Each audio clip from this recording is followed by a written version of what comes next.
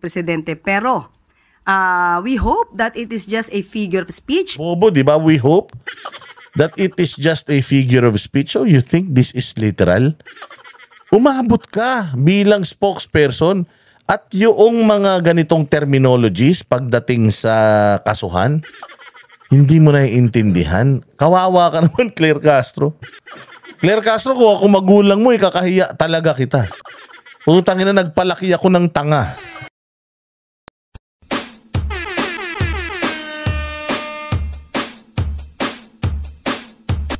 Dancing with the beat with DJ Glenn on the mix.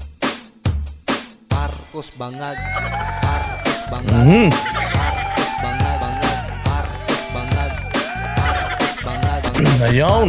Bangag, Marcos Bangag, Ay. Marcos Bangag, Big time. Marcos Bangag, Marcos Bangag, Marcos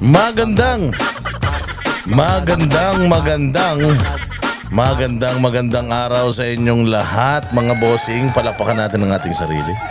Panibagong linggo na naman. Ang bilis ng panahon, parang kailan lang, imagine. Nakakaisang linggo na. Simula nang matapos ang halalan na 2025. Mabuhay ang bayang Pilipinas. Oo, at talaga naman napakaraming issue. Napakaraming issue, mga bossing. Simula nang matapos ang halalan. At eto na naman tayo, mga boss.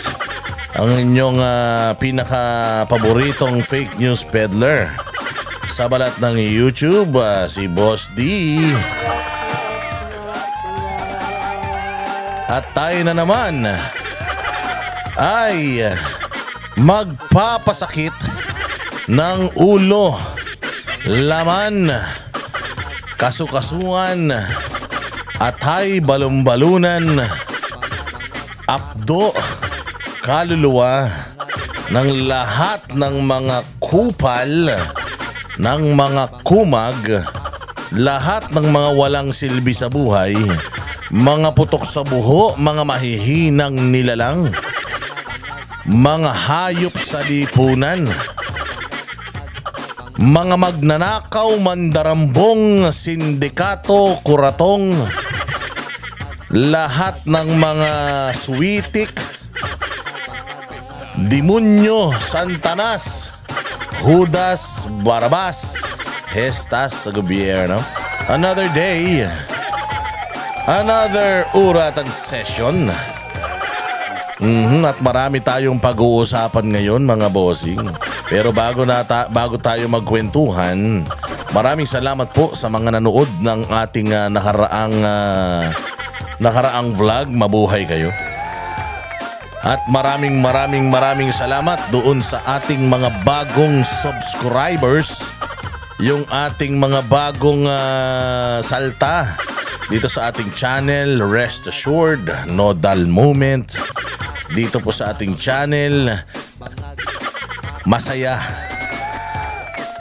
Walang lungkot dito. Lahat ng mga bad news, gawin nating funny news, mga bossing. Kailangan natin sa buhay natin yan. Masyado kayong seryoso. Gawin nating katatawanan lahat ng mga walang kwentang balita sa ating bayan. At salamat din po sa mga nagla-like, nag-share, lalong-lalo na sa mga walang sawang nagko-comment. Keep it coming, mga bossing. Importante yung comment. Kasi, syempre, yung pagsasubscribe din. Importante yung comment kasi nga, para malaman ng lahat ng mga nanonood dito, yung mga espiya natin na mga walang silbi sa mundo, makita nila na yung mga subscribers natin ay totoong mga tao at talaga namang nakikisimpatya sa mga reaction natin. Parehas tayo ng tinutumbok ng iniisip ng nararamdaman. Kailangan yan. And of course, yung mga kababayan natin na walang sawang nagsesend ng kanilang blessings, yung mga nagsusuper thanks, salamat kaayo. Mabuhay kayo at naway bumalik sa inyo ang inyong mga tulong sa channel natin. Tenfold, siksik, liglig, gumaapaw. At may mga nakikita pa rin po tayo dito sa ating channel na mangilan-ngilan. Mangilan-ngilan mga bossing na hindi pa po nakakapag-subscribe. Kaya po kayo po ay subscribe na para lahat ng ating mga pang-uurat sa social media, kayo po ang unang-unang manonotify. At ano ba ang ating pag-uusapan? Naku, mahaba-haba ito. Dahil matinding-matindi, kamakailan lamang sinabi ko na sa inyo na napakabilis po ng power shift. I was expecting na yung pagpa-shift ng kapangyarihan ay magaganap next year, 2016. Usually, yung mga kakandidato para sa 2028, magdidesisyon yan last quarter next year. Pero ngayon pa lang mga bossing, ngayon pa lang ay makikita natin na unti-unting inaani ng mga putang inang mga kalaban ng mga Duterte ang sumpa ng pagkamatay ng kanilang mga karera sa politika.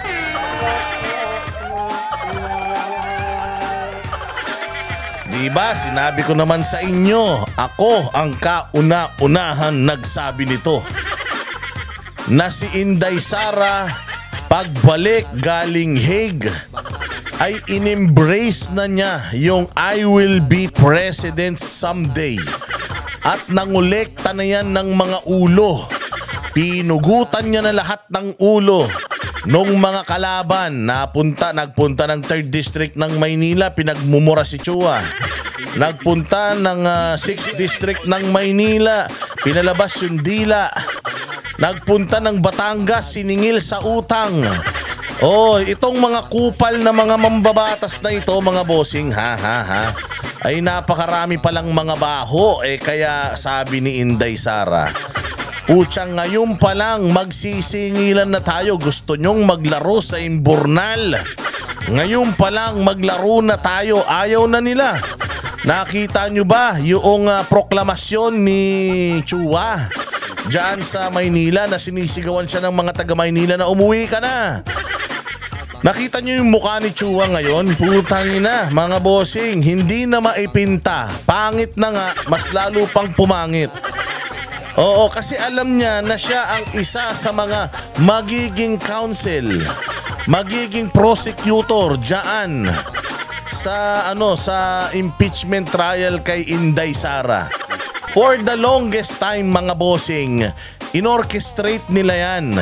Nanggaling sa gobyerno, nagbigay yung gobyerno ng pera sa Vice President, ginastos ng Vice President, sinukol ng mga putang inang kasapakat sa Kongreso, tapos nag-hearing at pinalabas na magnanakaw ang mga Duterte. Kung hindi mo gawin silang mga drug lord, gawin mo silang mga magnanakaw. Sabi nga natin kaisa-isang pwede mong mga bagay na hindi mo pwedeng idikit sa mga Duterte. Alam mo kung ano yung unang-una? Corruption. Pangalawa, droga. Yaan, patawagin mo na silang mga babaero, maraming mga anak, maraming mga asawa, hindi nga kayang panindigan ng mga responsibilidad sa mga anak. Tatakbo pa sa gobyerno, may mga ganon.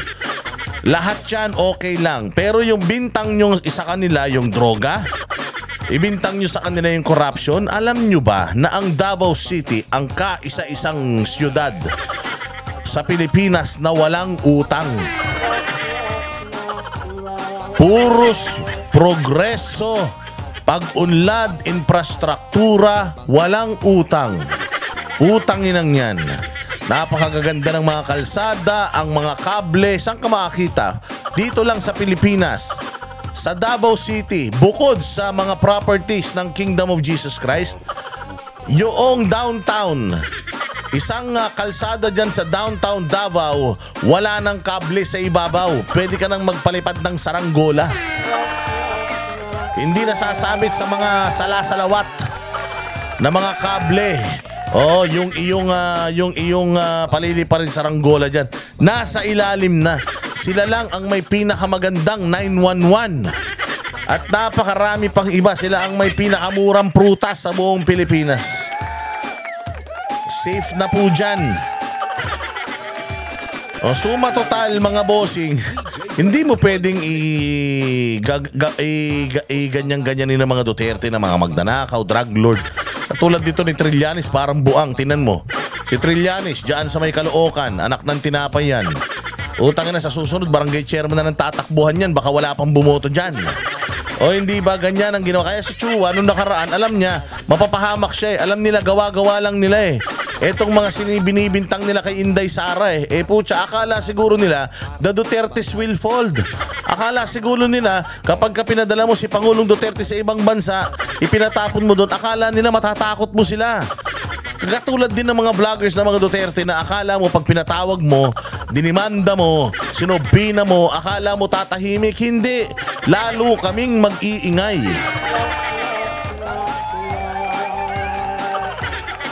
Hindi. Lahat ng ginawa nila supot. Lahat ng ginawa nilang panggigipit sa mga Duterte, supot. Inunahan nila sa Kingdom of Jesus Christ. Ang prangkisa ng SMNI, kinansila nila. Indefinite suspension. Yung mga assets finreeze. Ikinulong sa regular na kulungan si Pastor Kibuloy kahit na wala naman. Wala pa namang hindi pa naman convicted. Napakarami pa. Winarak ang simbahan. Pinasok ang mga kanyang mga lugar, dasalan. May namatay pang 3. May namatay pa mga bossing.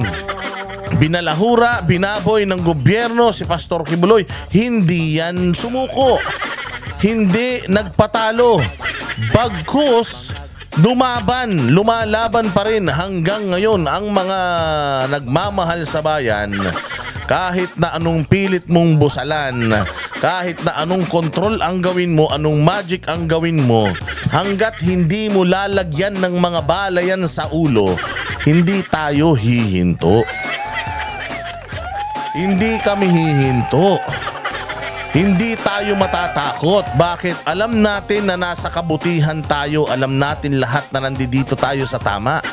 If God is with us, who will be against us? Kung nandito tayo sa tama, sinong mali? So ayan na mga bossing, ang bilis ng power shift nung nakaraan. Nagkaroon po ng victory party. Yung alyansa ng malalansa. Anong nangyari? Putsang ina, yung pinaglihi sa Manika, yun lang ang umattend. So it is a clear indication na abandon ship na lahat ng mga nakadikit dito sa administrasyon na may cancer. At bali-balitang dalawa sa alyansa ng malalansa ang lumapit na po kay Inday Sara at nagpapaliwanag na as early as now kung anong posisyon nila sa impeachment. Napakagaling ni VP Sara.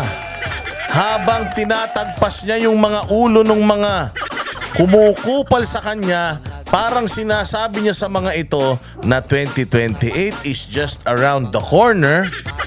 2028 is very near. I will be president someday. Humanda kayo.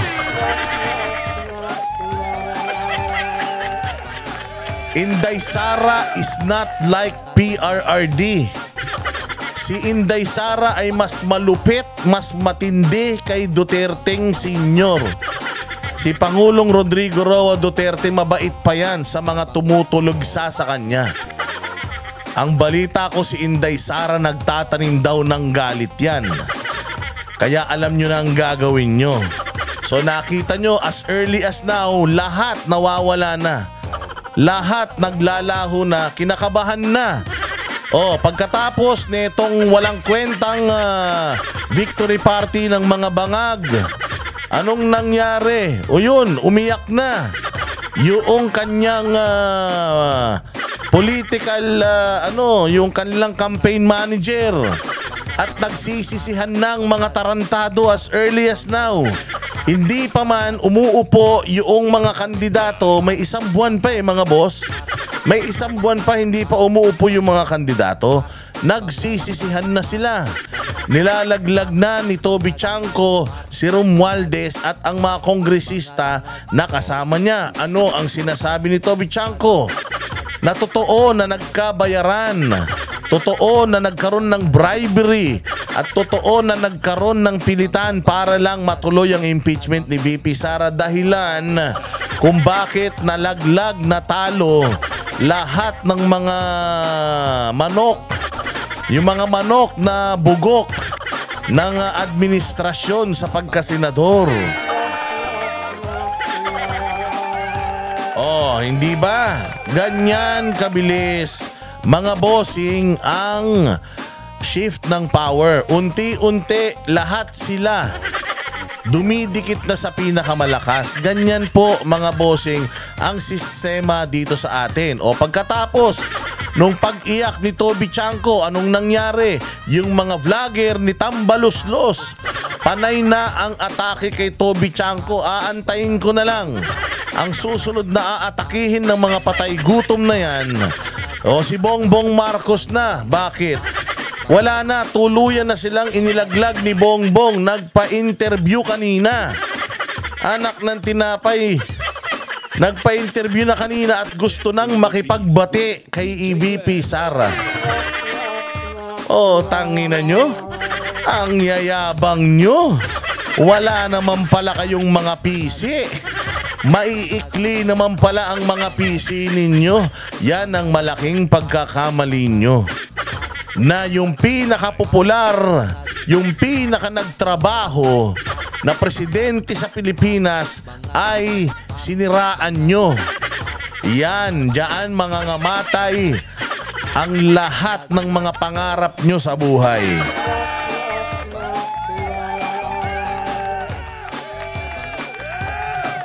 Yan mga bossing ang mga nangyayari dito sa ating bayang Pilipinas ngayon. At kamakailan lang, mga boss, si Inday Sara nagpa-interview. Nagpa-interview si Inday Sara. Ang sabi niya, tinatakot ako ng mga kupal na yan dyan sa impeachment. Akala naman nila takot ako. I have nothing to lose. Putang ina nyo. Kung ma-impeach man ako at hindi na ako't makatakbo, okay lang. Wala akong pakialam. Hindi ako katulad nyo na mga ganid at mga sakim sa kapangyarihan. Kung ito na ang aking huling pagtakbo sa politika, so be it. Hindi ko ikamamatay yan. Ganyan si VP Sara Duterte. Akala talaga nila, matatakot nila. Akala nila Inday Sara will fold. Akala nila yung bluff nila.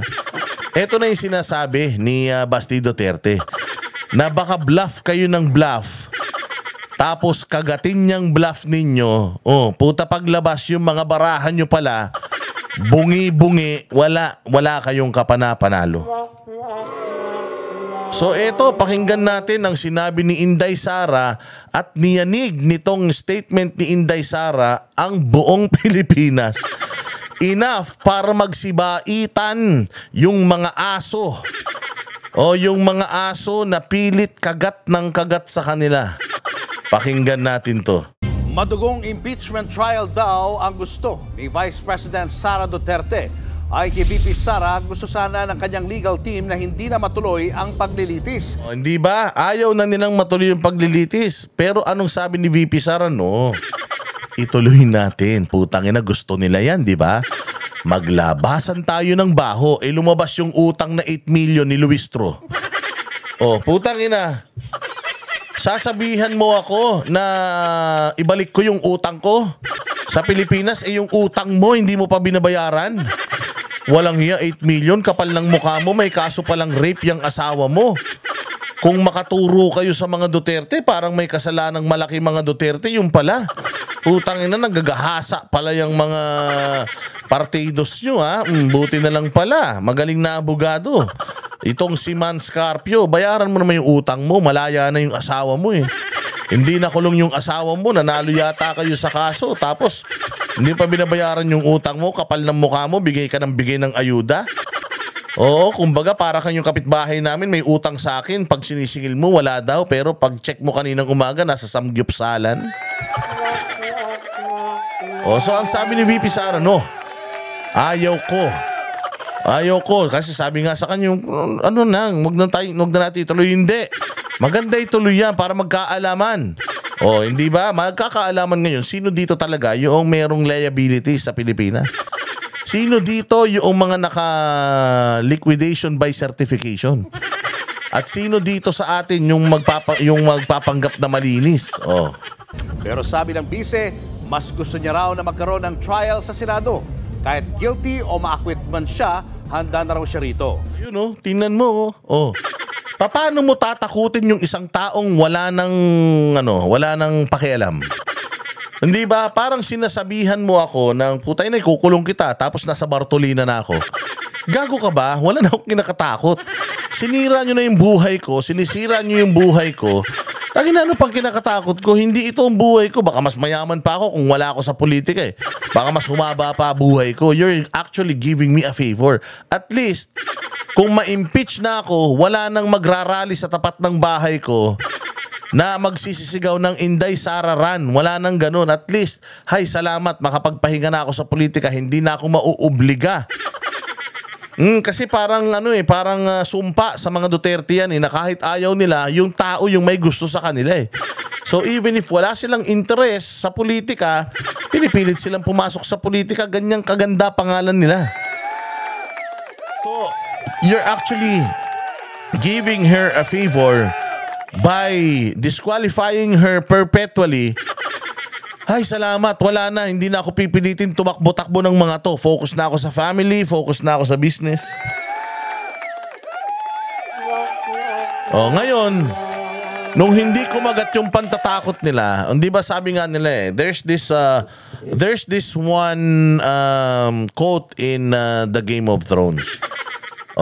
Na yung isa doon, si Tyrion Lannister, isa siyang unano na royal family. Ang sabi nga niya, yung kanyang kapansanan ay parang sabi nga, yung kahinaan mo at kapansanan mo, do not let them use that against you.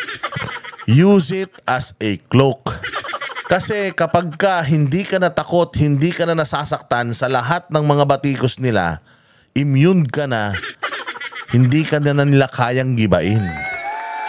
So si Inday Sara, sa normal at tipikal na isang patay gutom sa kapangyarihan, just the thought na hindi na siya makakahawak ng kahit na anong kapangyarihan sa gobyerno, talaga namang takot na takot yan.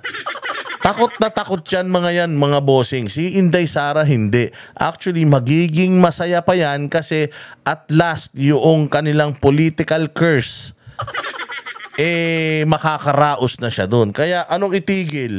Yung impeachment. Bayaan mo, mag-push through yung impeachment. Gusto nila yan eh. Pero sisiguraduhin ko sa inyo, babahan ng dugo dito. Sa Senado, pag pupupugutan natin ng ulo, lahat ng mga self-righteous na mga mga magnanakaw din naman ang mga yan.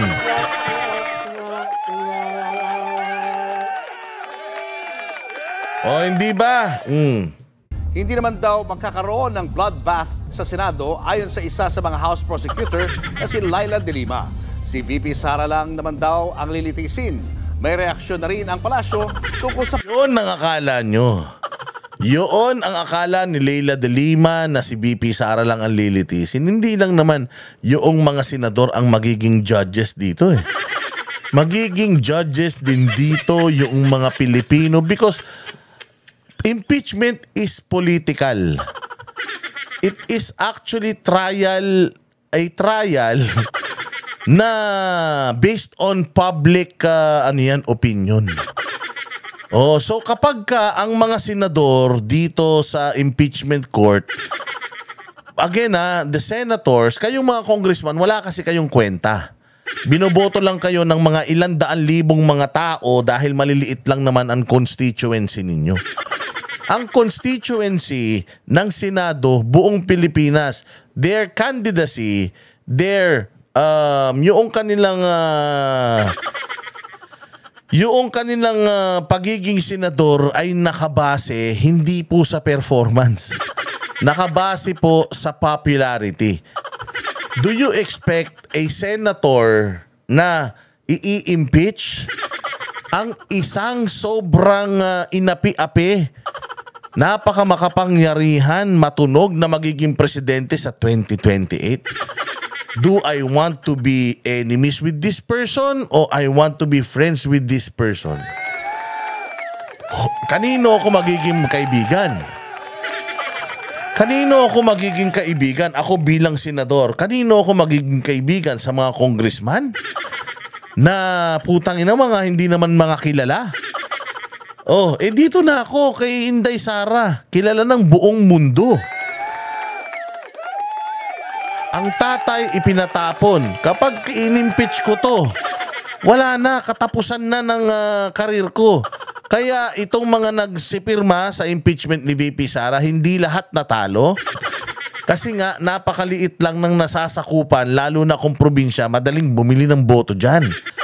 Pero sa nationals, napakahirap manalo, kailangan sobrang popular ka. Magiging popular ka kapag bumoto ka in favor sa impeachment ni VP Sara.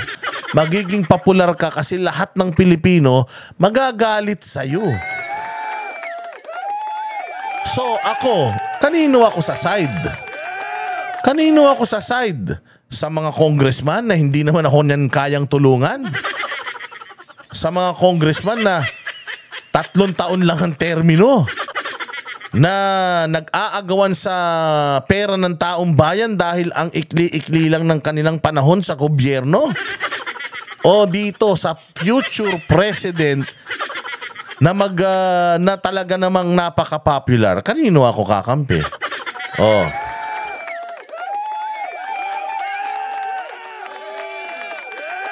Alam mo, even the president right now doesn't want impeachment to push through. Why?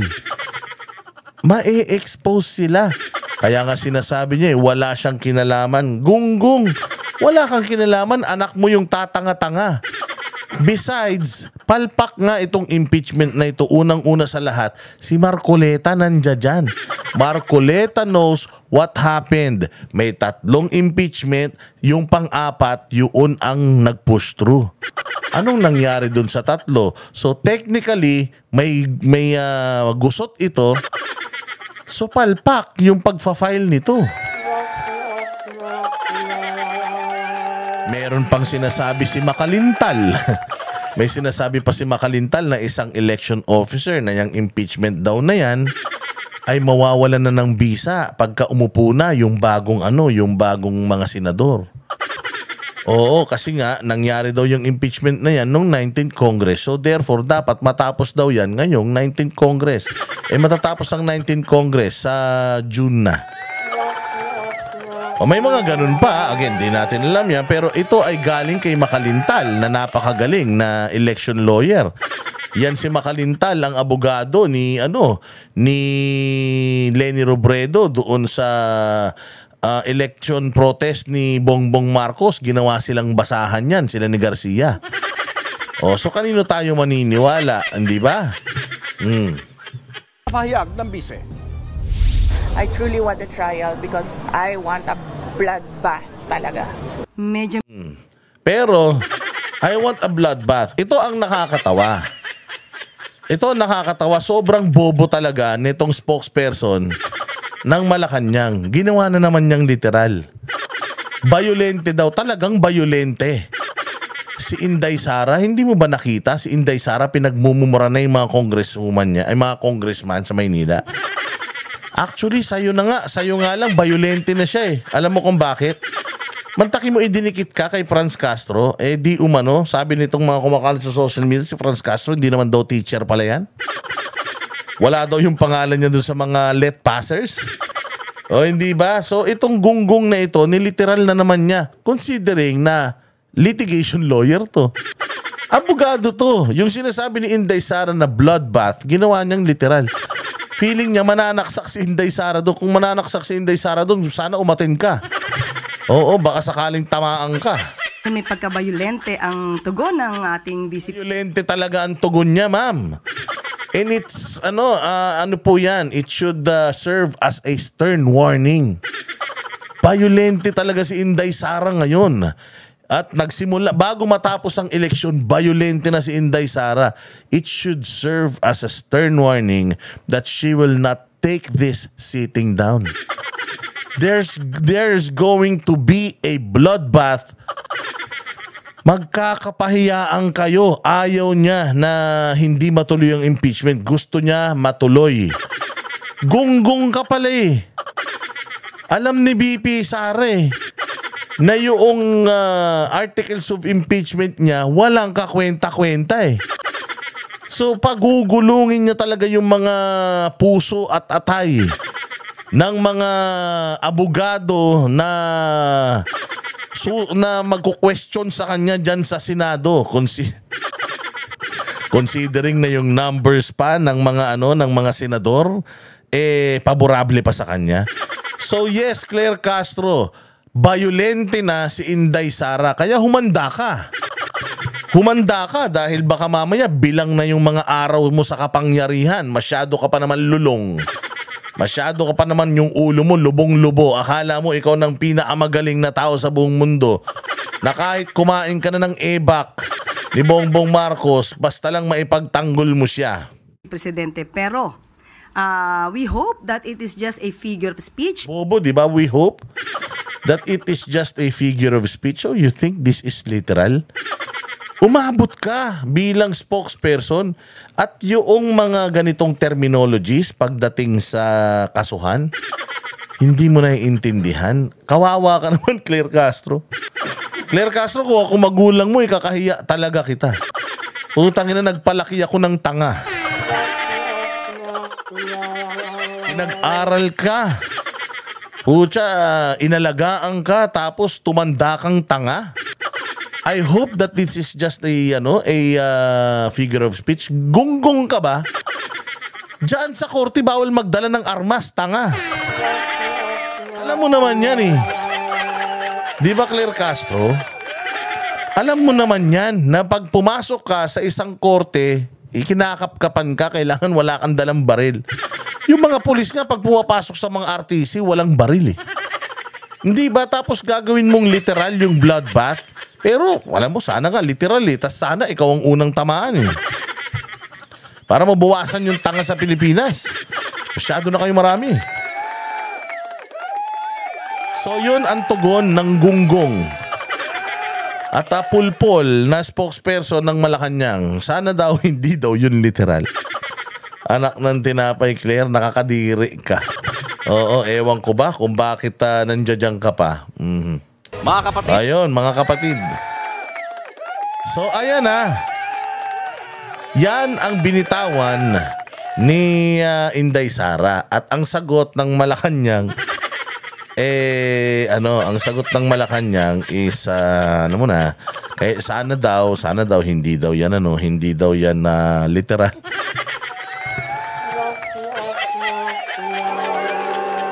Alam mo, balita ko, kinakahiya ka na daw ni Libayan. Saan ba pakicheck nga rin to, baka naman sa recto lang nag-graduate to. Diyos ko po, I truly want a trial. I want bloodbath talaga. Yun ang sinabi ni Inday Sara. At pagkatapos niyang sabihin yun, mga bossing, eto, nagkaroon na ng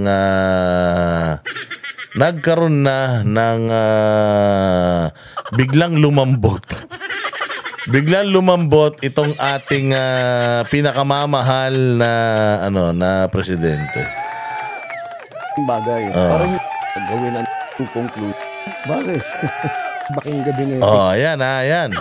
Oh, so dito tayo mga bossing at pakinggan naman natin yung vlog ng ating magaling na presidente. Alam mo, bilib na bilib din ako sa iyo, BBM.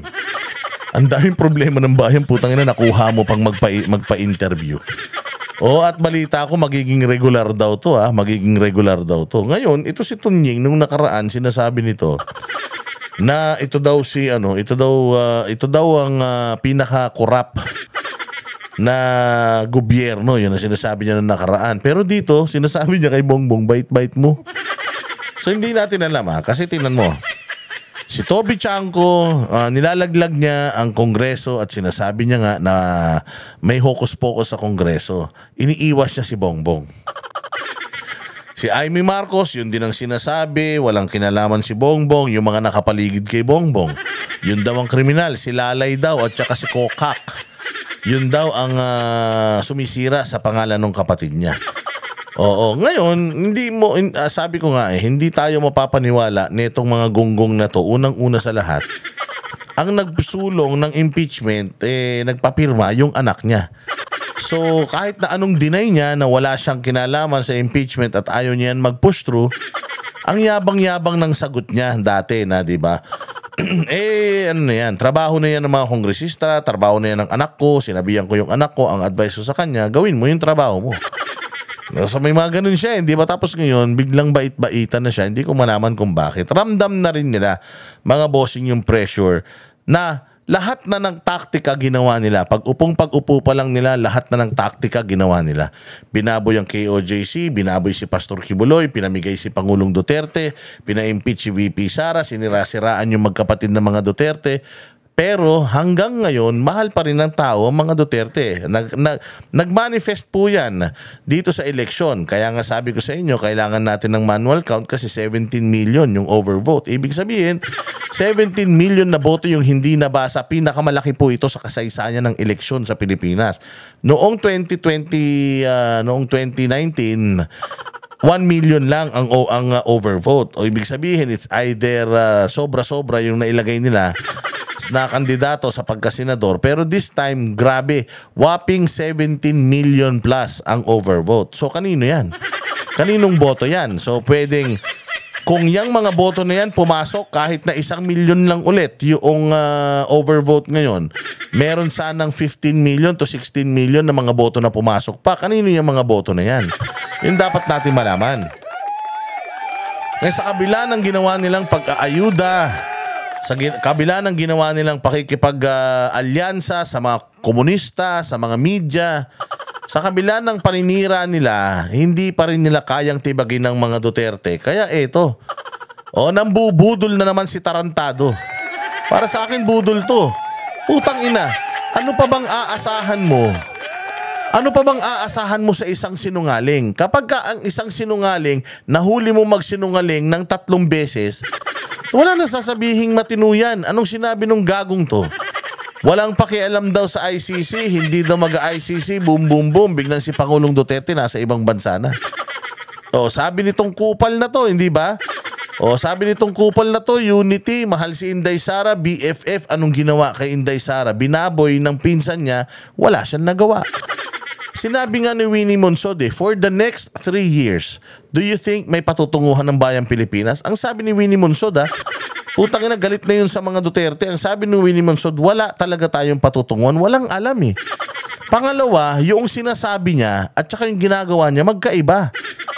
Oo, iba programming nitong engot na to. Meron siyang 2 server sa utak niya. Yung isa sa pagsasalita, yung isa sa pagkilos. Iba yung ginagawa dun sa sinasabi. So bakit tayo maniniwala dito?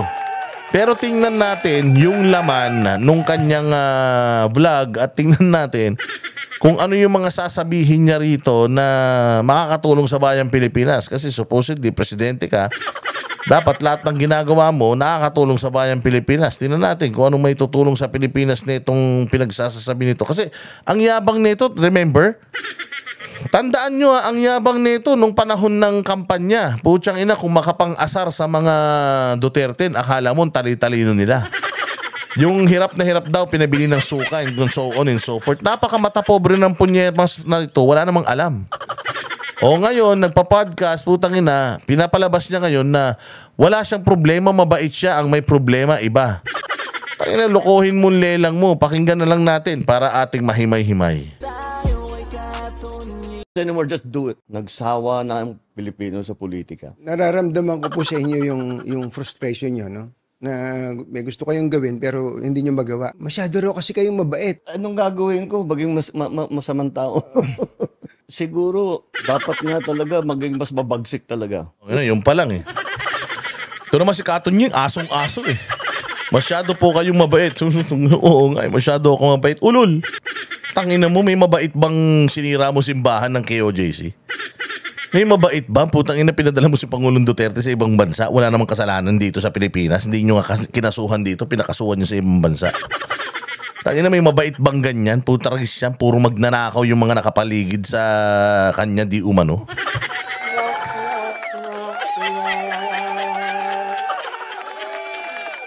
May mabait ba na ganyan? Mata pobre? Ang tingin sa mga kalaban sa politika, pinabili ng suka. May ganyan bang mabait? Yan to si Katon Ying, parang asong ulol na din eh. Sige, pakinggan pa natin yung bolahang portion nila. Inaamin niyo po ba na may pagkukulang kayo doon? Oo. Ang problema sa malalaking proyekto, di ba, transportation. Medyo matagal eh, Mr. President. Mabuti naman, mabuti naman. Opo. Anong realization nyo na ganito po ang naging resulta po ng eleksyon? May kinalaman po sa administration slate. Para sa akin, I have two conclusions dito sa election. Una, nagsawa na ang Pilipino sa politika. Aha. Nagsawa na daw ang Pilipino sa politika, yun ang tingin niya. Tanga, nagsawa na sa kabubuan mo. Sa politika, sinisiw pa sa politika. Tanga na, nagsawa na sa mga pangako mong hindi mo natutupad. Yun ang totoo. Kaya kailangan pang magkaroon ng ganito karaming overvotes. Sa sobrang gigil ng mga tao, putang ina yung pagtatak nila sa Duterte bumakat hanggang sa likod. Kaya nag-overvote siguro, putang ina niyan. Baka lumagpas-lagpas pa sa bilog yung kanilang mga tatak sa sobrang gigil sa'yo. Sawan-sawa na sa politika. Ang mensahe sa amin lahat. Hindi mo sawang-sawa na daw sa politika yung mga tao. Kung di ba namang gago to. Noong nanalo si Pangulong Duterte noong 2016, yan yung unang-una niyang ginawa. Kaya nga niya pinalibing yung tatay mo eh. Kahit na wala namang nagawa yun sa bayan, putang inan yan. Puro pagnanakaw lang ginawa ng tatay mo. Anong ginawa ni Pangulong Duterte? Sabi niya, this issue has been dividing us for a very long time. It's about time to end this. Maraming magagalit, so be it. Wala akong pake. Mahal ko Pilipinas, itigil na natin yung politika. Yung away ng Aquino at saka Marcos, tapusin na natin. Ilibing na natin to para move on na tayo. Kasi it's been, 30, 40 years? Na pinagtatalunan natin to o I will take the blame. Ilibing na natin to. Ano sabi ni Kiko Pangilinan? Huhukayin pa nga yung tatay mo eh. Diba? Daming nagalit nung ginawa ni Pangulo yun. Tapos anong ginawa ni Pangulong Duterte? He made a truce with the communist. Anong ginawa niya? Nakipagkaibigan siya kay Joma Sison. 4 na rebelde. 4 na makakaliwa, komunista, ang inilagay niya sa kanyang gabinete. Anong nangyari? Putangin niyan. Nagka-leche-leche, ina-ambush yung mga sundalo natin. Hindi ba tinapos ni Pangulong Duterte lahat yan nung term niya? Anong ginawa ni Pangulo? Nagtrabaho lang ng nagtrabaho. Build. Ang daming projects. Inubos lahat ng kriminal, inubos lahat ng inubos lahat ng mga hayop sa Pilipinas. Kaya nga gigil na gigil kayo kasi nagtrabaho eh. Walang nakapangurakot eh. Ang ganda ng nangyari sa Pilipinas. Walang politika kay Pangulong Duterte. Trabaho lang ng trabaho yun. Hindi ba? Ang daming ang bumabati ko sa kanya. Obstructionist na nga si Leni Robredo. Ang daming bumabatikos kay Pangulong Duterte ng mga vlogger. Fine-fake news siya, indol. Anong ginawa ni Pangulo? Wala siyang paki, basta trabaho siya ng trabaho. Binuhos niya lahat ng trabaho sa Pilipino. Tapos sasabihin mo, nagsawa na sa politika? Nagsawa na sa politikan yung mga putang ina yung mga Aquino tsaka kayong mga Marcos. Nagsawa na tao. Kaya nga nanalo si Duterte. Tapos nung 2019, hindi na nakaupo yung 8 diretso eh. Dahil sa gigil sa pamilya nyo eh. Hindi ba? So, pinatay ni Pangulong Duterte yon. Nung nanalo kang kupal ka, ayan, dyan bumalik yung politika. O so, sino ngayon may kasalanan? Bakit natalo yung mga kandidato mo? Eh di ikaw. Gunggong. Hindi lamang sa akin, hindi sa aming lahat. Tama na yung pamumulitika ninyo. At kami naman ang asikasuhin ninyo. Tama rin naman eh. Yeah, Yan naman talaga ang dapat natin ginagawa. Kaya mabuti. O, tapos na yung eleksyon. Tama na yung politika. Tama na yung politika. Maggawin na natin lahat ng kailangan gawin. So nagsawa ang tao. Ano po yung pangalawa? Na Yung sabi niyo, pangalawa, conclusion? disappointed ang tao sa serbisyo ng gobyerno. Alam mo pala eh. Ano yung dapat gawin mo? Disappointed ang tao sa sa trabaho mo. Anong dapat gawin mo? Para hindi na sila ma-disappoint, umalis ka na. Kung mahal mo Pilipinas at ayaw mo na ma-disappoint yung tao, 3 years ka nang walang ginagawa, aminado ka naman pala eh. Ba't nandiyan ka pa? Lumayas ka na. Wala kang nagawa ng 3 taon. Anong ine-expect mo? Magagawa ka pa ng 3 taon na susunod? Di ba, umpisa pa lang, dapat nga masipag ka magtrabaho. Di ka nga nagtrabaho eh. Magtatrabaho ka pa, kung pauwi ka na, paalis ka na. O, eh di wala na. Maglilinis ka pa ba sa bahay mo? Kung alam mong aalis ka na, lilipat ka na ng bahay, may iba nang titira dito? Siyempre, hindi na, di ba? Ipapakumpunin mo pa ba yung mga sirang kisame? Kung aalis ka na rin lang, na ibenta mo na tong bahay na ito? Hindi ba? Hindi papipinturahan mo pa ba yan? Yung mga butas ng mga bubong, papaayos mo pa ba? Hindi na, di ba? Kasi paalis ka na, palabas ka na. Oh, nung unang lipat ka sa bahay at nakita mo yung mga sira, wala kang ang ginawa eh. Titira ka dyan ng 6 na taon na wala kang ginawa. Eh lalo pa kaya kung paalis ka na. Tayo na baka lalo mo pang sirain yan. Yung mga inidoro, barahan mo ng mga basahan para kahit anong flush, hindi lumubog yung mga etchas. Lahat ng mga kanal, ng mga floor drain, pasakan mo ng mga semento. Sasabutahihin mo na yan. Bakit? Kasi nga, paalis ka na. Ganyan ang ugali ng mga Pinoy. So, kung yung unang 3 taon, you are acknowledging na nagalit ang tao na wala kang nagawa, o anong gagawin mo ngayon? O, hindi ba? Mantakin mo, ang laki ng inutang mo. Nangutang ka na naman. Pagkatapos ng eleksyon, 25 billion na naman inutang mo. Utangin lang yan. Ano pa lang, second quarter pa lang ngayon. 90% na ng budget na i-release nyo na. O ikaw ang pinakamalaking inutang na presidente, yung inutang ng 6 na taon, 3 taon lang inutang mo. Tapos wala namang proyekto. O, so anong magagawa mo sa susunod na 3 taon? Kung with all the resources, with all the money na nakuha ninyo, noong 3 taong nakaraan, eh walang nangyari, o eh anong mangyayari para sa susunod na 3 taon pa? Wala na rin. So dapat, kung ako sa'yo, magpahinga ka na lang eh. Pahinga ka na, matulog ka na lang. Kung gusto mo, magparty ka, uminom ka, lahat ng usok sa buong mundo, higupin mo. Wala kaming problema, pero walang iya, oh. Kahit nga drug test ka, simple-simple, yun na lang ang gagawin mo, hindi mo pa magawa eh. Uupo ka lang doon, kukuhanan ka lang ng buhok, wala ka nang gagawin, hindi ka mag-iisip. Wala kang gagawin, kahit matulog ka, magagawa mo yun. Hindi mo nga magawa eh. Bakit? Hindi mo kaya magsakripisyo para sa Pilipino. Hindi mo kayang tanggapin o hindi mo kayang ipakita sa Pilipino o linisin yung pangalan mo sa Pilipinas. Nagsasasabi mo, Bongbong, puros joke time na naman tong pinag-uusapan nyo rito. Hindi nila nararamdaman at masyadong mabagal ang galaw ng pagbubuo ng mga project na hindi pa nila maramdaman.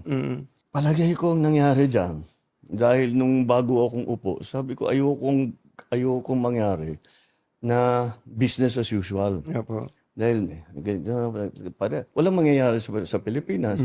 Hanggang doon na lang tayo, hindi tayo aalsa. Sabi ko, kailangan natin baguhin ito. Kaya tinignan ko yung malalaking mahihirap na proyekto na long term ang magiging effect. Yun ang trabahuhin natin. Opo. So, tinrabaho namin. Kaya ang lalaki, yung mga project na ginawa namin priority, yung mga tourism, yung mga health, yung mga, puro malalaking proyekto. Ang problema sa malalaking proyekto, transportation, Medyo matagal eh. matagal talaga. Matagal yan. Kahit na super efficient, walang problema, tama, walang hindi nagka-problema. Matagal talaga yan. Opo. Isipin mo, yung subway, huhukayin mo yung para makadaan yung tren. Hindi naman ikaw gumawa nun eh. Ikaw lang nag-groundbreaking, tumigil ka nga. May babudgetan nyo na lang yun eh. Ang tagilan, dahil pa sinasabi, sinisiyo pa yung subway, ang ganda-ganda sana ng project subway, 2028, dapat papakinabangan na natin yan.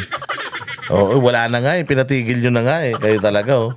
Matagal yun, matatapos yan. Tapos na ako, matagal na akong tapos. Oo nga, sana nga, matagal ka na matapos. Ako, ngayon pala, matapos ka na eh. Kahit wag na matapos yung subway, basta mawala ka lang, okay na kami. Sanay na kami dyan sa traffic sa EDSA eh, pero yung sa mga katulad mo, hindi kami masanay-sanay. Oo. Pero sabi ko, kailangan mga gawa natin ito. Kasi kung hindi natin gawin, paano na? Hanggang dito na lang tayo. Kailangan gumawa tayo ng bago. Ang nasa isip ko, Meron ka ba niyan? Nasa isip daw niya. Meron ka ba nun? may magandang kasabihan, if not us, who? If not now, when? Kailangan gawin na natin. Opo. Ngunit, ito talagang na-realize ko, na hindi natin nabigyan ng sapat ng atensyon yung mas maliit na bagay. Yung para maging masagbaginhawa ang pang-araw-araw ng buhay ng tao. Yung pila sa tren, yung traffic, yung mga ganyang klase. Para naman mas maginhawa ang buhay ng tao. Kasi iniisip ko, Sabi niya, hindi daw nila nakita.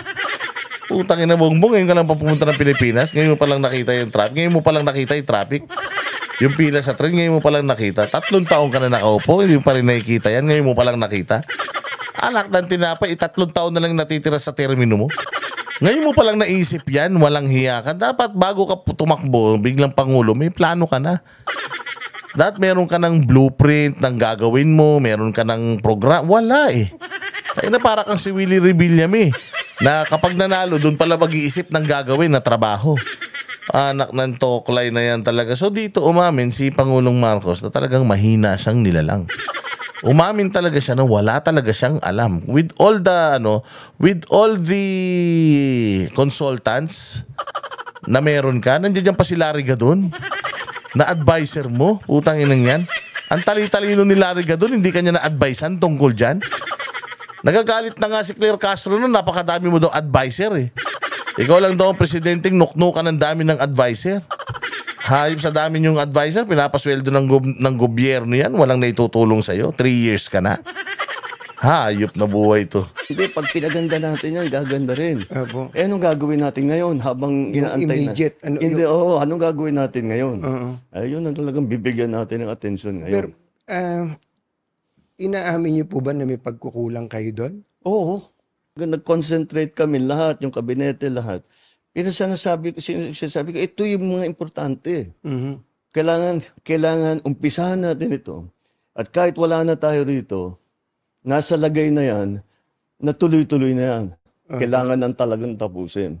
Yun ang talagang iniisip ko. Hanggang ngayon po ba, meron... So mabuti na lang din. Inamin yun, mahina siyang dilalang. Kaya lang, wala na, 3 taon na eh. Ngayon mo palang inamin na mahina ka. Paano ka ngayon lalakas?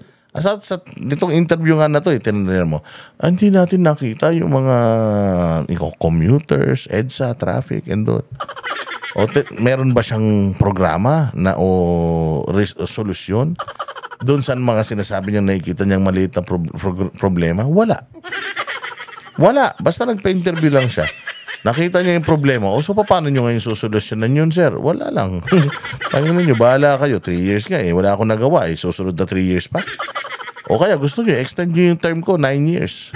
Para back to zero. Start tayo ngayon. Gawin natin lahat. Meron pa rin kayong countdown ng natitirang mga araw niyo sa Malacanang. Araw-araw. Pumapatak yung Yung metro. Yung metro. Oo. Anong nararamdaman niyo kapag pagtingin niyo, 1,130 plus days na ganun. lang. Ano po ang nararamdaman niyo pag gano'n? ganon din, mula nung umpisa, kailangan natin madaliin to, kailangan natin madaliin to. Ba't ang bagal? Ba't wala pa? Bakit hindi pa magawa? Opo. Binibiro ko nga yung mga mayayaman kong kaibigan, yung mga malalaking Taipan. Sabi ko, naiingit ako sa inyo dahil kahit napakalaki ng korporasyon ninyo, nahawak ninyo, pagka inutos ng CEO, ng boss, tapos na. Opo. Ganyang katanga yan. O, tinan mo ha, tinan mo. Tinan mo ha. Kinumpara niya yung sarili niya sa mga Taipan. Sino yung mga Taipan? Sabihin natin, si Henry C. O, kaya si Ramon Ang. O, bakit? Kasi kayo, pag nag-utos kayo, ginagawa na lang kagad. Ako hindi Oo, dito pag nag-utos ako, ang dami ko pang kukumbinsihin. Anak ng tinapay. Tangina, napakahina mo talaga. Alam mo ba na ikaw ang pinakamasarap ang trabaho dahil makapangyarihan ka sagad? Nasa iyo ang sundalo, nasa iyo ang militar, lahat ng ahensya ng gobyerno, nasa iyo. Ikaw ang maglalagay ng mga tao dun. Putang ina, ibig sabihin, napaka-incompetent mo. Pag may inutos ka sa mga tao mo, hindi nila sinusunod. Pag may inutos ka sa mga cabinet secretaries mo, hindi ka sinusunod. Anong plano mo?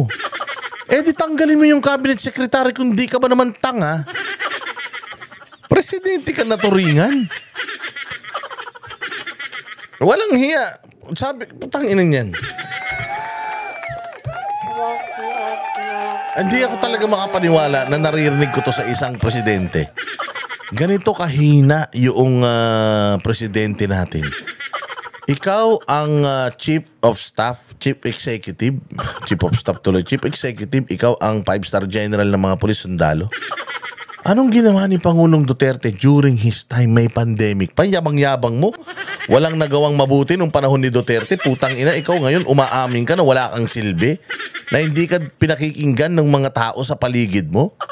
Kaya tanggalin mo. Ikaw nga ang boss Ikaw ang presidente. Kung di ka ba namang gunggong talaga Putang ina, nag-utos ka, hindi sinunod. Anong gagawin mo? Sibakin mo. Kung gusto mo, ipakulong mo pa kung magnanakaw yan. Ginawa ni Pangulong Duterte noon, which is si Pastor Apollo Kibuloy ang nag-suggest sa kanya na kumuha ka ng mga cabinet secretary galing sa military. Why? Because yung mga military men, yes man yung mga yan. When you ask them to do something, they will do it. Wala nang tanong-tanong. Result-oriented ang mga yan. Kaya ang kunin mong mga cabinet secretaries, puro militar.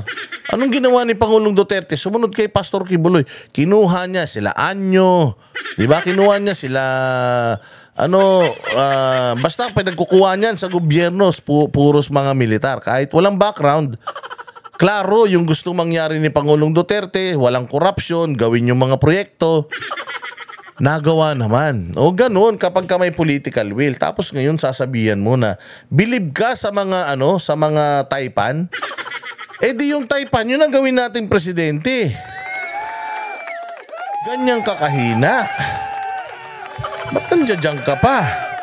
Pagka ako nag-utos, marami pa akong kukumbinsin Pwede mangungumbinsi ka, Bongbong, sobrang hina mo. Saan ka pinaglihi? Sa marshmallow? Pagka meron kang inutos, basta hindi paglabag sa batas, inutos mo, ginagawa nyo Diba? Yung ginawa nyo sa KOJC, labag sa batas yun.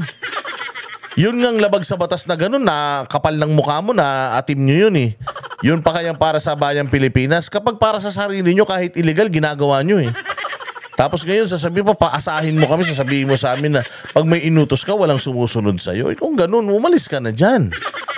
Hindi ba, ang dami mo pang sino may sabi sa'yo na kukumbinsihin mo pa sila? Pag meron kang gustong ipagawa mo na lang. Dire-diretso mo na. Gawin nyo na to. Ito yung resulta, gusto ko, ganito, ganyan. Bahala kayo by all. Si Pangulong Duterte, wala tayong pera na itaas niya yung sweldo ng mga sundalo tsaka pulis Naitaas niya yung mga budget ng mga kung ano-ano para lang sa bayang Pilipinas Ganyan pag may political will. It means, Bongbong, inaamin mo sa interview na to, mahina ka talagang nilalang. Dito sa gobyerno, pagka meron ka naisip na bagong initiative, bagong idea, Siyempre, ilalapit mo dun sa rank and file, di ba? Opo. Para ito, implement ninyo ito. Naku, ang sagot na laging bumabalik. Ay, sir, hindi pwede yan. Baka makuha kami. Baka hindi. Ito rin naman. Opo. Baka naman kasi illegal yung pinapagawa mo. Sorry, tumalsik palaway ko. Bakit ka makukuha kung legal yung pinapagawa mo, Bongbong? Putang ina, baka naman yung pinapagawa mo illegal, kaya ang sabi sa'yo, makukuha kami. Putang ina, ang dami niyang inamin dito, no? Ang daming inamin niya dito na pag may pinapagawa daw siya, ang balik sa kanya, makukuha kami. Putang ina niyan, sagot yun ng illegal eh. Illegal yung pinagagawa mo, kaya ang balik sa'yo, baka makuha tayo. Bakit kayo matatakot sa kuha kung hindi kayo mga magnanakaw? O kita ninyo, sabi ko nga sa inyo, tangina, ito hindi talaga to pwede magsalita ng mahaba eh. Mabibisto talaga siya, napakahina din ito ni Katonying, hindi inedit out ito eh. Kasi ako, pag may inutos ako, ang ibabalik sa akin, baka makuha kami. Oo, totoo naman. Putangin lang yan. Kung pinagnanakaw mo sila, yun ang isasagot nila sa'yo, baka makuha kami. Pero kung wala ka namang ginagawang pag-utos sa kanila na pinagnanakaw mo sila, ba't kayo makukuha? Ang sagot nyo, ha? Ba't ka makukuha? Pinagnanakaw ba kita? Tangin lang yan, trabaho mo yan eh. Gusto ko lang, halimbawa, itong edukasyon, gusto ko ganito. Anong sinasabi mo makukuha ka? O malamang inuutos nito, puro kabulastugan talaga. Kaya yun ang balik. Sir, talaga namang mahirap yan. Pag puros kahayupan yung inuutos nyo, talagang hindi nila yan susundan. Lalo na kung sila yung masisisi balang araw. Huling-huli sa akto si BBM, no? Dahil patong-patong ang mga batas natin eh. Kung minsan, contradictory, lahat ng tao masyadong maingat. Opo. Which is okay na maging maingat. It is okay na magkaroon ng checks and balances. Pero wag naman maging paralysis doon sa bureaucracy. Nararamdaman ko po sa inyo yung Ang labo nun. May inuutos ako eh. Kaya lang, kailangan ko pa silang kumbinsihin. Tapos ang isasagot sa'yo, Sir, baka makuha tayo. Oh, anong ibig sabihin nun? Anong inuutos mo? Ang inang yan. Pinagnanakaw nyo kasi. Kaya na makukuha kayo eh. Di ba? O buti sana kung Sir, napakahirap ng pinagagawa nyo kasi aalma ang taong bayan yan, Sir eh.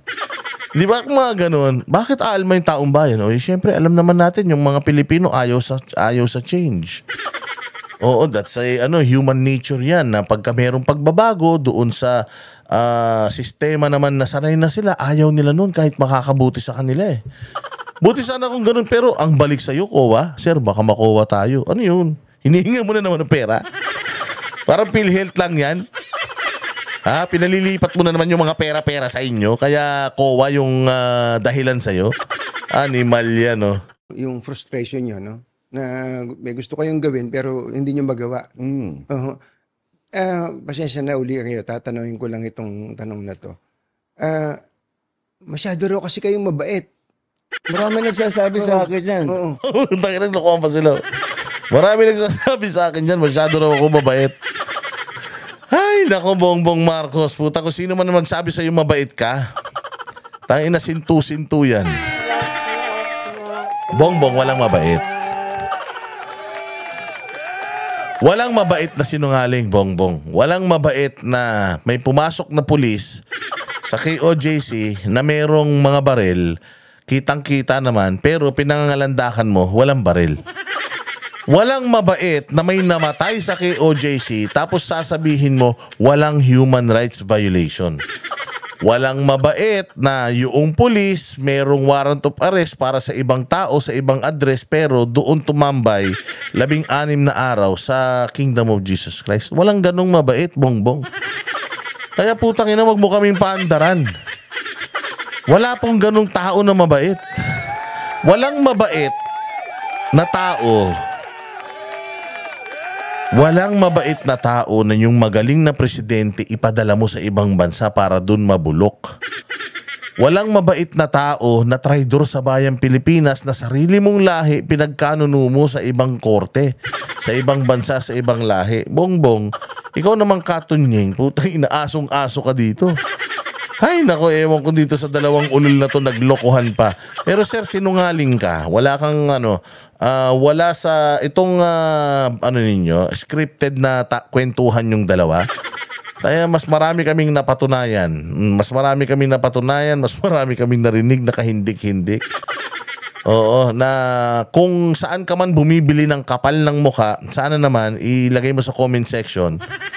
Para naman at least meron kami idea, baka sakali makabili kami doon. Makapabili kami kahit tingi-tingi lang kasi mukhang wholesale ng kakapalan ng muka ang nakuha mo. Mabait ka? Utangin lang yan. Wala kang kabait-bait, sir. Anong gagawin ko? Baging masamang tao. Hindi ko naman mababago yung ugali ko. Pero, ano mo, siguro, dapat nga talaga. So talagang bait na bait siya sa sarili niya, no?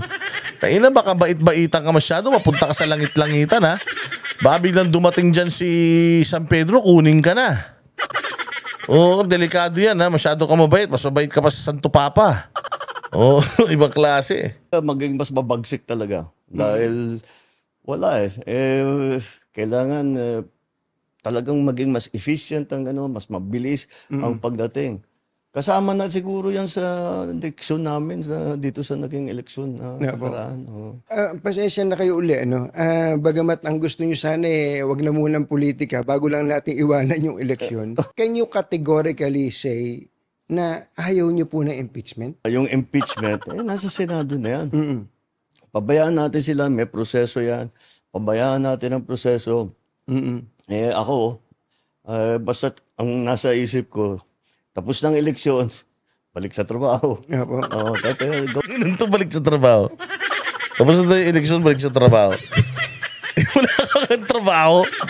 Utay na concert lang kayo ng concert, party kayo ng party. Ano trabaho sinasabi mo? Yung mga vlogger mo nga, wala nang maisip kung ano i-content tungkol sa'yo. Putay, si Claire Castro nga, kagat na lang ng kagat sa mga Duterte. Walang maibalitang ginagawa mo. Balik sa trabaho. Anong trabaho? Walang Joe naman, Gawin na natin lahat. With the new lessons learned. Papasok na po kayo. Ngayon pa rin siya natuto after 3 years. Ang saklap! After 3 years, doon pa lang siya natuto. New lessons learned. Tangin na. Sa second half, kumbaga sa basketball, papasok ko na sa second half. Binabanggit nyo kanina yung mga kailangan ng tao, yung agad-agad. Ako din po, yun din po ang nakita ko na agad-agad, especially yung tungkol sa bigas. Pagkain, number 1 yan No? Sinusumbatan kayo mula day 1 hanggang sa kamakailan lang, yung 20 pesos na bigas. Okay, tatanungin ko po kayo, nilaunch niyo po yung 20 pesos na bigas bago mag-eleksyon.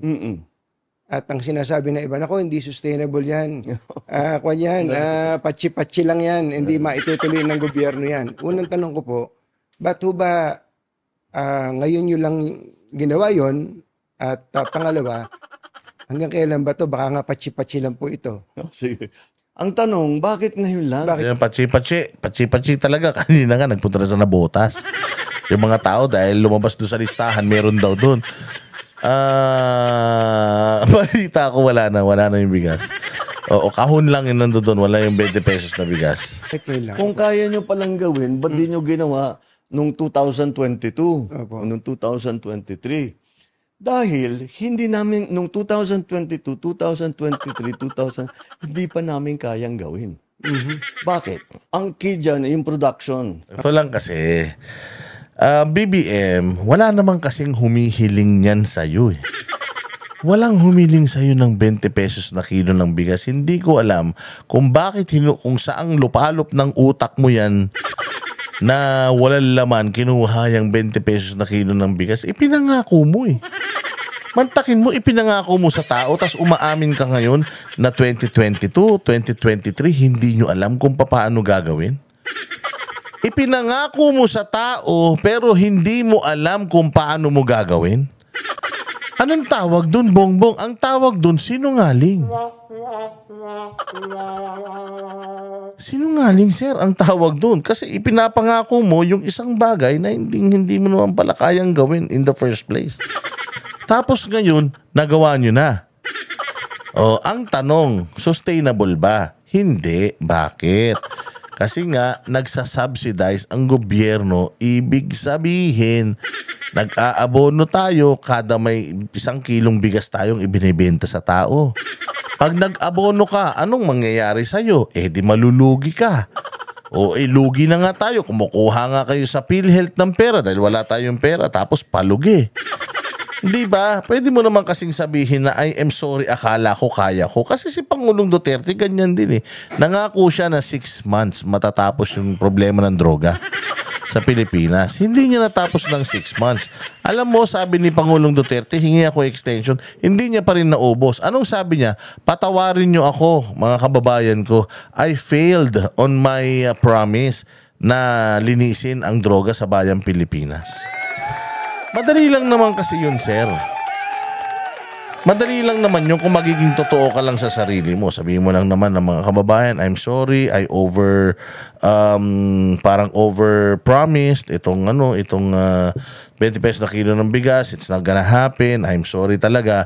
Rest assured, nagagawa ako ng paraan para mapababa natin yung presyo doon sa kaya nating bilhin. Hindi man 20 pesos, pero at least yung kaya nating bilhin. Dapat ganun, hindi yung putangin na niloloko mo yung tao eh. Ito lang interview mo na to, niloloko mo yung tao, mabait ka. Hindi ka mabait. Ang dami mong ginawang kasalanan sa Pilipinas. Ang daming mga pagnanakaw eh sa PhilHealth. Kinuha niyo yung pera ng mga nasa PhilHealth, tapos sasabihin mo mabait ka. Apo. Kaya patayo namin ng irrigation, ang dami naming dam na ginawa. Ano? Patayo ng irrigation? Ang dami yung dam na ginawa? Anong dam ang ginawa nyo? Yung kaliwa dam lang yun. Kaliwa dam lang yung ginagawa yata ngayon. Tapos yung kaliwa dam na yan, kay Pangulong Duterte pa yan. Ano sinasabi? Madami kang dam na ginawa. Asan yung mga dam na yan? Saan yung mga irrigation na ginawa nyo? Galing lang kami ng probinsya, yun ang problema ng mga magsasaka irigasyon. Wala daw maayos na irigasyon. Tapos sinasabi mo marami kang irigasyon ngayon. Kung marami kang irigasyon, sana may binabalita kayo kung saan-saan yung mga irigasyon pinagagawa nyo, pati mga dam. Madaming dam ha. Ay na madaming dam pero may shortage tayo sa tubig ha. Bang klase talaga kasi nung iyan. Kasi yung problema puros tayo kalokohan eh. Ang dami na naming pinamigay na makinarya. 2023, Pinamigay ng makinarya? Pinamigay yung makinarya? ang ani ng palay sa Pilipinas, pinakamataas sa kasaysayan ng Pilipinas. Nalampasan pa yun noong 2024. Apo. Kaya sa production, Bakit hindi bumababa presyo ng bigas? Bakit nag-aangkat ka pa din? Yun na pala yung pinakamataas sa kasaysayan. Bakit ganun? Bakit tayo pa rin ang #1 rice importer sa buong mundo? Niloko mo kami, BBM eh. Hindi naman totoo yung sinasabi mo eh. dahan-dahan inaalalay natin. Bakit ngayon lang na tayo nagbibigay ng tulong sa produksyon? Apo. Dahil ang Pilipinas, ang mga opisyal na spoiled. Basta't import lang ng import. Tapos, yung Sinong gumagawa nun? Di ba partner ng asawa mo yung Michael Ma? Na sinasabi nila na smuggler daw? Di ba? Asa na yun? Nahuli na ba yun? Wala pa eh. Loko mo talaga kami. Sige, diretso. importation yan, illegal and legal. Apo. Ang katotohanan, ang nakita namin, ang pangkontrol doon sa presyo ng bigas ay ang smuggled na bigas. Kaya nag-hoard. Apo. Yan. Ang una na, kung titignan ninyo, ang isa sa una namin ginawa, nag-raid kami ng mga warehouse. Nag-raid kayo warehouse. May nakulong na hoarder? May nakulong na may-ari? May smuggler na kayo napakulong? Meron na? Di ba, yung 2023, yun ang pinangako mo sa taong bayan eh. Bilang na ang mga araw nyo. Sabi mo, di ba? Putangin lang, ngayon wala pa kayo nahuhuli. Taki mo, nakakahuli kayo ng warehouse ng mga shabu. Wala yung may-ari. Wala rin may-ari ng shabu. Nakakahuli kayo ng tonay-toniladang mga bigas. Wala yung may-ari nung bodega. Wala kayo nahuling smuggler. Dyan sa Alitagtag, yung nahuli na droga dyan, asa na yun? Hindi ba? Wala rin kayo nahuli na drug lord. Ang nahuli nyo, yung epektos lang. Sir, alam mo, wag mo kami, maaring maloko mo yung mga tangang loyalista. Pero kami, hindi mo kami maluloko, sir. Marami kaming, nakalista lahat ng kahayupan ng pinagagawa niyo sa bayang Pilipinas, eh. Kalokohan tong sinasabi mo. Etong pinakamalupit. Sinabi namin, ba't may ganito? At hindi na iniintindi, basta't puro ang import natin. Dahil ang nag-i-smuggle, mga official din ng gobyerno. Kumikita sila. Oh, alam mo pala may napakulong ka na. Wala pa. Anong ginawa ni Pangulong Duterte dyan sa Bureau of Customs nung siyang nakaupo? Ang ginawa niya, yung mga smuggled na kotse, winasak niya. Oh, di bali nang hindi tayo kumita, putangin na yan, hindi naman talaga atin yan. Oh, pasakitin natin yung puso ng mga nag-import niyan. Oh. Hindi ba anong ginawa ninyo pag-upo ninyo? Tinanggal ninyo yun, yung pagsira sa mga luxury cars. Pag nakukuha dyan sa customs, hindi ba? O ano ngayon? Anak ng tinapay, kilala nyo yung mga yan. Kaya nga tinanggal nyo yung ganung gawain yung pagsisira sa mga smuggled na sasakyan Tropa pitch nyo yan. Sabi nga, di ba, yung anak mo nga daw Tsaka yan yung sinasabi nga, yung Michael Mau hanggang ngayon, di pa lumalabas Diyos ko po. O di bakit nila papalitan? Sige, pasok lang sila ng pasok. Hindi nila iniintindi ang production. Hindi iniintindi yung sistema. Hindi nila iniintindi ang presyo ng palay, ang presyo ng bigas, ang kikitain ng magsasaka. Wala ganun. Kailan po itong mga nag-i-smuggle? Basta ito yung nakita namin. Opo. Nung pag-upo ko. Meron talagang ganyan. Nung inipit namin yung mga smuggle at rineraid na namin yung mga warehouse, nabawasan yung supply. Kailangan namin ayusin yung NFA. Lahat yan, yung mga changes na ganyan, hindi ganun kasimpleng gawin. May batas na kailangan palitan, mayroong mga taong kailangan palitan, ibang konsepto na. So, ngayon lang namin nabuo lahat. Mr. President, ang isa pa pong importante sa tao, kalusugan, di po ba? Meron naman ng kung anong nahihingi ang mga tao. Pero pagpunta nyo sa ospital, lalo sa public hospital, ang hahaba pa rin ng pila. Yun ang problema. Hindi po ba ang haba ng pila? Tapos yung mga tao, parang hindi pa rin nila alam na meron palang mga programa ang gobyerno tungkol sa ganito. Number one po dyan, yung tungkol sa PhilHealth. Ano ba pwede natin gawin sa PhilHealth para wala na talaga halos babayaran ng mga tao sa hospital? Malapit na tayo doon. Opo. Malapit na tayo doon. Nabanggit mo na rin yung mga pila. Taka na, doon ako natawa Doon talaga ako natawa na malapit na daw tayo. Malapit na daw tayo mga bossing doon sa wala nang babayaran na hospital bills. Tangina mo, paano yan? Binawasan nyo nga. Binawasan nyo yung sa health, sa kalusugan Kinukuha nyo nga yung pera ng PhilHealth Paanong malapit na tayo dyan? Ganyan-ganyan din sinabi mo. Malapit na tayo sa 20 pesos ng kilo ng bigas Pero hanggang ngayon wala pa. Merong nangyari pero artificial. Isang araw lang nawala na. Tapos ito sinasabi mo ganyan, BBM. Ano ka ba? Hindi naman kami tanga. Malapit na daw tayo dun.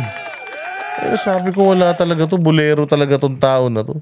Sagad sa kasinungalingan. Malapit na tayo sa walang babayaran. O baka malapit na tayo sa wala nang ospital na magkikita sa PhilHealth dahil sa laki ng utang nila. O baka mangyari yun. Diyos ko po, kawawa ang mga naguhulog. Mantakin mo, pera ng taong bayan.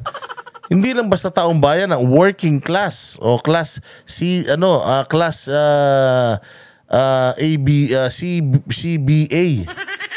Oo. Walang Diyo na yan. Kami naguhulog ng PhilHealth na yan. Tapos putang nakakangkongin nyo lang. Tapos sasabihin mo malapit na tayo doon. Gano'ng kalapit?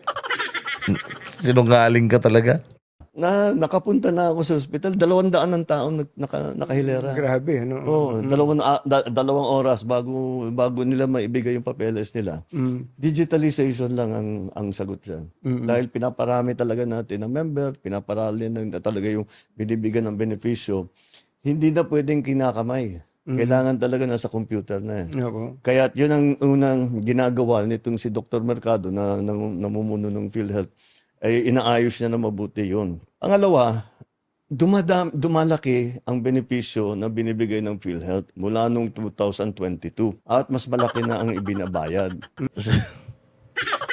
Pero bakit nyo kinuha yung pera ng PhilHealth? Yun ang tanong dun. Kayo talaga Sige, pakinggan pa natin yung mga pambobola nito. Mas marami ng serbisyo. Nandungkot nga ako, may nakita akong survey. Opo. Tungkol sa PhilHealth.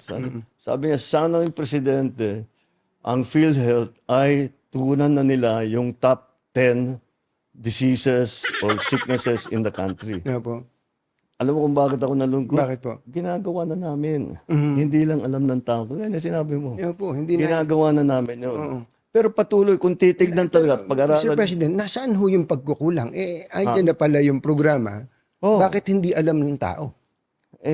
Yun ang problema din. Siguro naging problema namin. Yun, kasi wala eh. Wala talaga eh.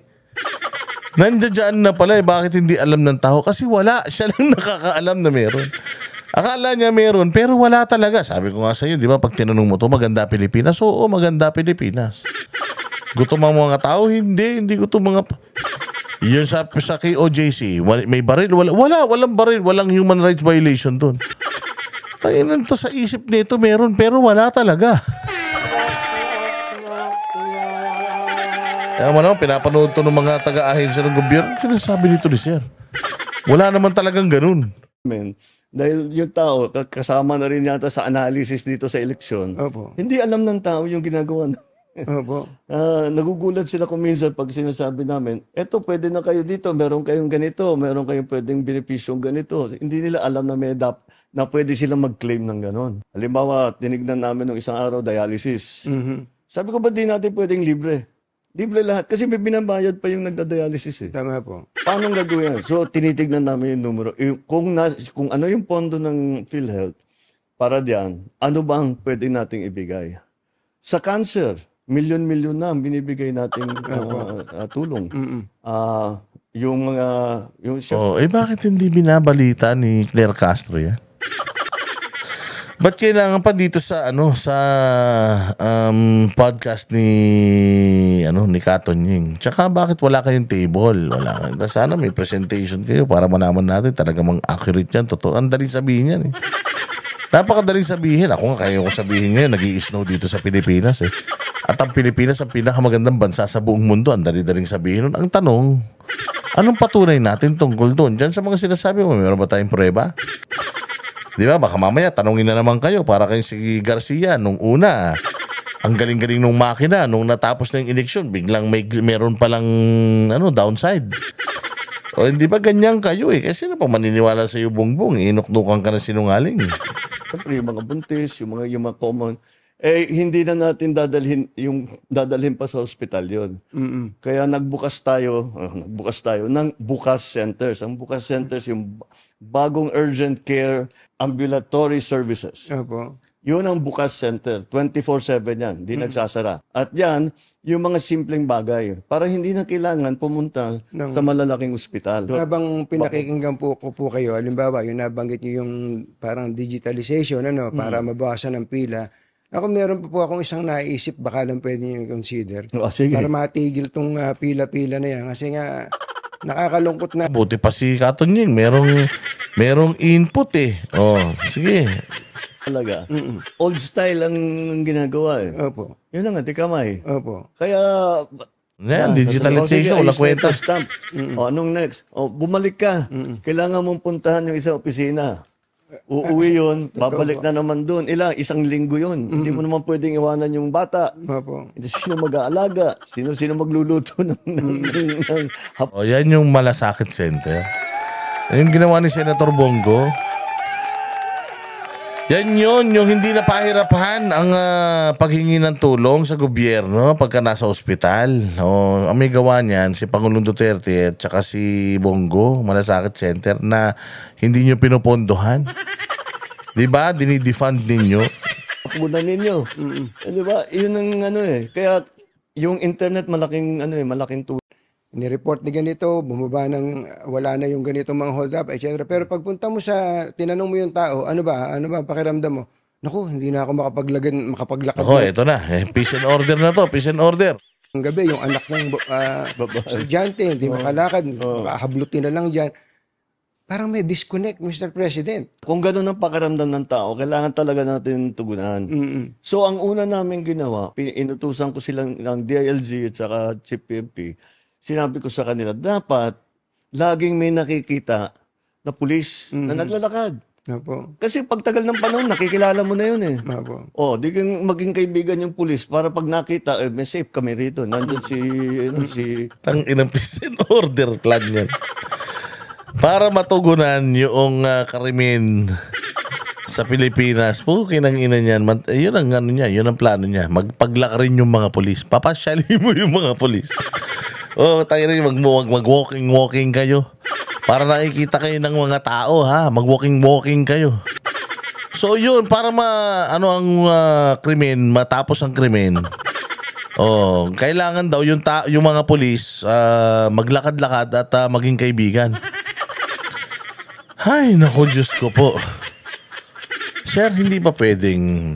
Kaya sinabihan ko yung PNP na bukod sa police visibility, talagang yung crackdown against crime, kailangan talaga seryosohin natin, asikasuhin natin. Kung maganda na sa tingin ng PNP yung ginagawa nila, hindi pa masaya ang tao, kaya kailangan pa nating ituloy-tuloy, mas igtingan pa natin yung ating pagbabantay. Putang inasan ka, parang nasa batibot ka nanonood eh. Ang solusyon natin para dyan sa mga krimen na yan, kinausap ko sila, yung mga pulis, paglakarin, tapos kaibiganin yung mga tao. Ay, nako, putang ina, si Bongbong parang, akala mo barangay yung pinamumunuan eh. Putang ina, pinamumunuan na ito Pilipinas eh. Tapos ganito, pucha yan, paglalakarin mo yung mga pulis para maging peaceful sa mga lugar. Anak ng tinapay, dagdagan natin yung intelligence budget nila para mas makahuli pa sila ng madaming drug lords, madaming pusher, madaming mga kidnap for ransom, madaming mga gun for hire. Talagang kailangan magbuo ng task force para sa ganito, sa ganyan. Ganun ang dapat gawin. Tangina, anong magagawa pag lakarin mo lahat ng pulis sa buong Pilipinas? Mapapagod lang ang mga yan. Pag wala na doon yung mga pulis, magnanakaw na naman yung mga magnanakaw na yan. Ano ka ba naman, Bongbong, kung ano-anong iniisip mo? Si Sergeant ganito ganyan eh. Kailangan ng pakiramdam ng tao, laging may pulis dito. Opo. Pag may pumutok dito, may tatakbo na yan, wala pang 5 minutes, may tatakbo na rito dyan. Na tinatanong ko. Baka tatakbo palayo. Pag may pumutok na ganyan, puta, mas nauuna pa yung mga chismosa kaysa sa mga pulis. Pag lumilindol nga, mas nauuna pa mag-selfie yung mga tao kaysa lumabas ng bahay. Ano man tong Bongbong mga solusyon mo pa grade 1 eh. Ano yung nangyari dito? Yun ang dapat na mangyari. Police visibility. Tapos Visibility. yung mga patrol cars nila, di ba dapat ay nandid yan lagi para, actually kahit walang police minsan. Ano yung usapan nila para silang mga para silang mga tanga, no? Parang hindi sila nagpapatakbo ng bansa. Akala mo subdivision lang yung pinag-uusapan nila. Kailangan police visibility, no? Tsaka yung mga sasakyan nila dapat naka-ready, no? Para silang para silang mga taga Sesame Street. Nagkwentuhan to. Ay, nako. Alam mo, Bongbong, dapat kinuha mo na lang mag-podcast kami, Banateros, para putangin na talagang diretso tayo sa issue. Anak ng tokla ito si, di ba, no? Tama, no? Dapat yung kotse nila, naka-start na. Para naka-ready, no? Yan, anong klaseng peace and order, policy yan. Anak ng tinapay. Paglakarin yung mga police visibility. Ang tagal na ng police visibility. Yung panahon ni Pangulong Duterte, putang ina, kaliwat kanan ang mga checkpoint. Ngayong panahon nyo, nawala yung mga checkpoint. Minsan pag may patrol car deterrent na rin sa krimen eh. Tapos, pangalawa pa doon ay yung ating emergency calling. Di ba meron tayo iba-iba eh. Bawat bayan, 119. 119, 911, 999, kung ano-ano. Opo. Gagawin namin isa. 666. 666 yung number mo, number of beast. Walang iya kayo. Yung pong drug situation. Oo. I'm sure nakarating na rin po sa inyo ngayon na may mga barangay dyan na bumalik na naman yung mga gumagamit, tapos yung ibang mga pusher na mga small time lang naman pero nandiyan dyan na naman daw po. Ano bang gusto nyong gawin dyan? Kaya ang gusto namin gawin dyan, pareho na naman dun sa sinatawag ko yung maliliit versus yung maliliit na project.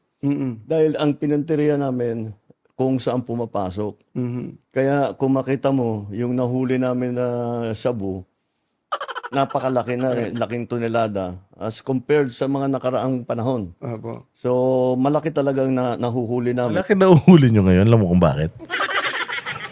Ang luwag eh.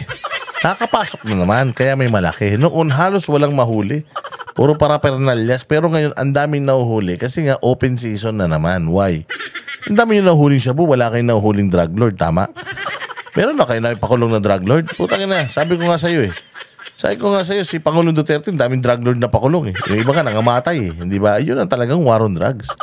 Eh ngayon, wala eh. Nakukuha nyo yung shabu. Ito nila, daanin natin yun. Kung di nyo nakuha yung may-ari ng shabu na yun. Ano nangyari sa ano nila? Asan na yung driver nun na nagda-drive nun? Ano nangyari nun? Nasunog nyo na ba yun? O nasunog na ba yun sa chimenea? Yung mga droga na yan? Wala na tayong balita eh. Yan ang sinasabi. Kaya nagdududa tao sa inyo eh. Kasi hinahabol namin yung malalaking shipment, pinupuntahan namin yung malalaking warehouse, at saka yun.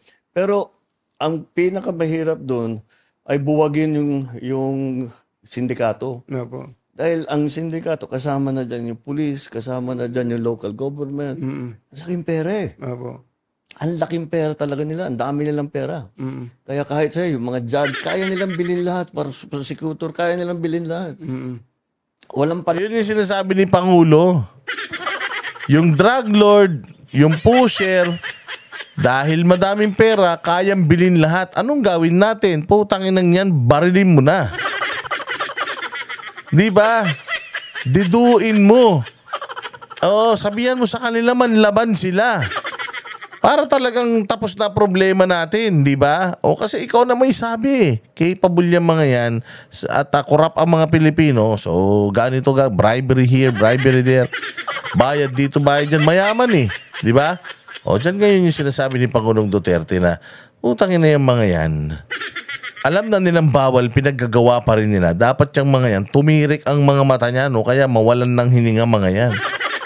Ganun dapat, sir. Matapang. Hindi pa pwedeng kanya. Raid. Walang nahuling drug lord. Raid na naman. Tapos hindi nyo namamalayan. Puta yung mga polis. Nire-recycle na pala yung mga yung mga droga na yan. O hindi ba? Wala talaga eh. naman yung sweldo nila sa gobyerno doon sa binibigay ng mga sindikato. Kaya yun ang binubuwag namin. Yun ang pinaka-importante.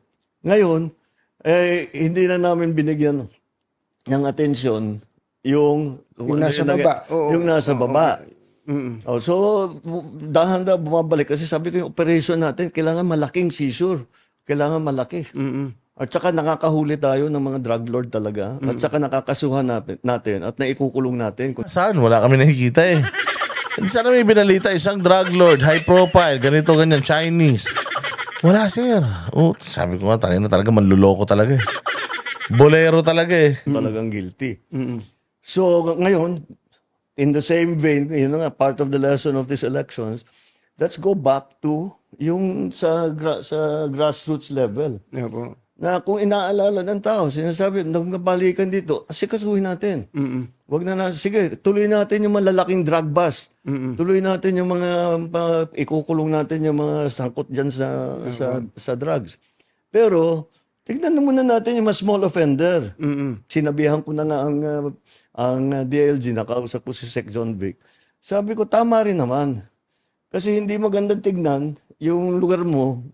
Maraming nagbebentaha, maraming mga high na ano-ano ginagawa. And that's why yung aming na bagong is cops on the beat na may tao doon. Kasi kung may tao doon, walang ginawa yan, araw-araw umiikot ng umiikot. Alam niya lahat yan. Yeah, po. Oo, alam niya lahat yan. So, aasahan po namin in the next coming days, pati mga, kumbaga, ang tawag namin dyan, yung maliit, mga dagandingding eh. Mga dagandingding, uhulihin na rin sila, hindi na sila pababayaan ng pulis, hindi puro big time. Kasi talaga, iniiwasan ko, yung basta't may suspetsa, o may hinala, o may sumbong, basta't kuhuli, papatayin na lang, di ba? Wala naman. Doon kami lumalayo. Opo. Doon kami lumayo. Dahil talagang ayaw ko yun. Dahil hindi naman dapat gawin yun. Sabi ko, mag-focus tayo sa malalaking drug bust. Ngayon, mag-focus ulit tayo doon sa small time. Sabay yun. Tinitira yung malaki, tinitira yung hindi naman titigil yung mga operation. Sakit sa ulo, ano po. Oo, talaga. Opo. Kayo po ba, anong gusto nyong Wala kayong nahuli. Wala kayong nahuli, wala nga kayong natatapos na kaso eh. Ay nako, pinalabas nyo pa nga si Kerwin Espinosa drug lord yun eh. Nanalo pa mayor, pinalabas nyo pa si Leila de Lima, may kaso rin sa drugs, pinapabalik na nga ng Court of Appeals eh. Nasa kulungan dahil hindi daw tamang i-acquit dahil lang dun sa ano eh. Hindi tamang i-acquit dahil lang dun sa recantation ng testimonya ng mga testigo eh. Anong pinagsasasabi nyo? Lumala ang droga dito dahil nagpabaya kayo, plain and simple. Wala nang ifs, wala nang buts, yun talaga ang rason. Oh, and this will all fall on your lap or on you. Ikaw yung masisisi dito, you are the one to be blamed. Regarding dito, dahil wala ka namang ginagawa talaga, wala kami nakikita na naipakulong mo na o kung ano man. gusto nyo? Kayo ay kinatatakutan o kayo ay nire-respeto? I want to be respected, but maybe fear is better. Considering our current situation. Ano ba? Yeah. Kaya ako po tinanong yun. Kasi I'm sure naririnig nyo naman yung mga usapin ng mga katiwalian, kung saan-saan, sa ibang ahensya ng gobyerno, ibang sangay ng gobyerno. Kasi daw po, mabait nga po kayo at hindi daw po natatakot sa inyo itong mga tampalasan, mga luko-luko na to. Ngayon pong papasok tayo sa susunod na second half. Ano ba ang aasahan namin sa isang Presidente Marcos in relation to anti-corruption effort? Sa nakaraang 2 taon, 3 years, basta't may report kami na validated, tanggal yan. Hindi na namin ina-announce, pero tanggal yan. Kadalasan. Marami na talagang, pero hindi na namin pinag-usapan kasi gulo na naman eh. Kasi basta umalis ka na. Kundi kakasuhan ka namin, kukulong kita, umalis ka na lang. Marami-rami na rin. Pero sir, ang laging sinasabi, I am resigning due to health reason. Parang binibigyan nyo pa ng graceful exit eh. Hindi tuloy natatakot yung iba na gumawa eh. Pero ang gagawin natin, performance review. Maganda naman ang takbo, pero performance review. Para ito yung target natin. Ngayon pa lang naisip. Ay nako, no, parang si Bongbong nangangampanya, no. Nanalo, sir, for your information, nanalo ka na. Presidente ka na po ng Pilipinas. Ngayon mo palang nilalatag, tapos ito matindi, nilalatag niya kay Katunying yung gagawin niya, hindi sa mamamayang Pilipino. Oh, sir, the campaign period is over and hindi ka naman kandidato. Actually, nangako ka na nung 2022, tutuparin mo na lang. Tapos ngayon, may mga bago ka ng mga proseso, sistema na gustong mangyari. Walang hiya, BBM. Ba't mo ginawa sa sarili mo? Ito, ang dami mong oras, ha? Ang dami mong time, dami mong panahon, dahil problema ng Pilipinas. Tapos inuna mo itong walang kakwenta-kwentang press con mo. Pero salamat dito. Kasi meron kami content at salamat dito. Ang dami mong inamin na talagang mahina ka. And again, this is in the internet already. Kapag ka meron ka na namang ibang pinagsasasabi in the future, kaya na naman nating i-cross check with this video. Kasi iba talaga yung sinasabi mo sa ginagawa mo at sa nakikita ko, tayo na talaga, ibang klase talaga ang tigas ng pagmumukha ninyo. Katakutan din po. Baka mangyari yan. Dito nga, sa ginagawa namin performance review, yun ang warning ko sa kanila. And that's what we will have to look at again. Kung talagang may nagkukulang o corrupt, kung talagang masyadong mabigat yung kanilang kasalanan, kasuhan na namin. Tignan natin kung ano maging resulta nitong performance. Ang bait nyo, sir. Ang bait nyo talaga. Bakit? Palagay ko naman, kung happy kayo sa iba, meron kayong hindi kayo happy sa iba dyan. Yung mga hindi ako happy, tinanggal ko na. Wala na bang tatanggalin? Kung hindi sila nakapag-perform na mabuti. Opo. Tinanggal mo lang naman si Arnel Ignacio. Yun nga na yung nag-iisang tatrabaho, tinanggal mo pa. Pero kung meron siyang kinurakot, tama yan. Pagtanggol niya yung sarili niya, di ba? Tinan natin kasi parang sila sabi may bilyon-bilyon daw na project eh. Kaya natin sa kanila. Mr. President, kayo po ba sa puso ninyo, Tara. gusto niyo bang makipagkasundo pa sa mga Duterte? Oo. Ako, ayoko ng gulo. gusto ko makasundo sa lahat ng tao. Ano, sinunghaling talaga, no? Ayaw daw niya ng gulo. Ayaw niya ng gulo. Gusto niya makipagsundo sa mga Duterte. Pero, butang ina, tinatarantado nila patuloy yung mga Duterte. Alam mo, matindi na rin yung pressure na nararamdaman nitong mamang ito. The reason why ginawa na nila ito para to siguro save face or para ewan ko, hindi ko talaga alam. Pero sa nakikita ko, papashift na talaga yung power and pa-exit na itong mokong na ito. And kailangan nito talagang mahipagkaibigan ulit, budulin yung mga Duterte. Because kapag ka nanalo ang mga Duterte and lahat ng mga trabaho nito binalikan, sigurado ako, 100% makakasuhan itong loko-loko na ito. And I just hope that one day makita ko itong tao na ito with all the issues at with all the pagpapahirap na ginawa niya sa taong bayan, lalong-lalo na ginawa nila sa KOJC. I really want to see him behind bars. Pati yan sila Torre, lahat ng mga nagmalabis sa kapangyarihan nila. Sana VP Inday, sana. Kaya kung makikita mo, wala na. Makikipagbati ka, sir. Kaya mo pa bang pauwiin dito sa Pilipinas si Pangulong Duterte? Pauwiin mo sa Pilipinas si Pangulong Duterte bukas na bukas din. Baka. Total, tanga naman yung mga Pilipino. Baka sakaling may maloko ka. Pero makikipagbati ka sa mga Duterte. Gusto mong sabihin na you don't want quarrel with anyone? Pero ganito ginawa mo sa bayang Pilipinas, ganito ginawa mo sa mga kaalyado mo. Pinalibing yung tatay mo. Pinamigay mo yung tatay nila. Hindi ba? Tapos ginastosan ka ni Pastor Apollo Kibuloy, wala kang utang na loob, pag galing mo ng Amerika, binalasubas mo sila. Yung lahat ng mga taong tumulong sa'yo, tinarantado mo, tapos ngayon mabait ka? Tapos ngayon sasabihin mo na ayaw mo ng quarrel with anyone? Kung ayaw mo ng quarrel with anyone, sana hindi mo hinayop yung mga taong tumulong sa'yo, binigyan ka ng importansya, may utang na loob ka, pati pamilya nyo.